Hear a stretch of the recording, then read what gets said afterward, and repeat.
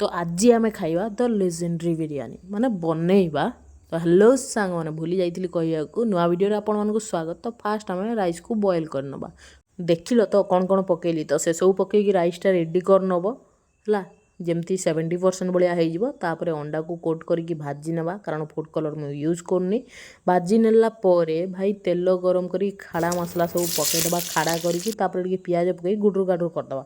तापर टिके अदा रसुण पेस्ट पकईकी आउ थे घाटी देला से हलदी गुंड जीरा गुंड धनिया गुंड लंका गुंड तापर टिके ब्लैक पेपर पकई घाटी देला टमाटो प्यूरी ऐड करके भल भाव में कषि नवा। तापर चिकेन ऐड करदबा आउ लुण पकईकी कषिया छाड़दबा। 80% हो गला से चिकेन मसला पकईकी गरम मसला पकईकी भल भाव में घाटिकी से आम अंडा पकईदबा जोटा अंडा भाजी थे पानी टिके ऐड करके फुटेला रेडी थिबा चाउल को पकईदबा। अधा चिकेन काढ़ी देथिबा ता ऊपर लेयरिंग करदबा आउ थे चिकेन पकई आउ थे भात पकईदबा।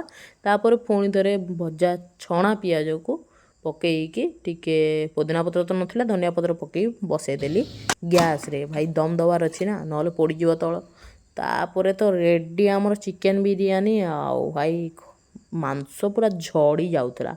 टेस्ट तो पूरा जबरदस्त थिला राइस भी बढ़िया लगुला। आ वीडियो भल लगे लाइक फॉलो कमेंट शेयर करियो जम्मा ही भूलिबेनी।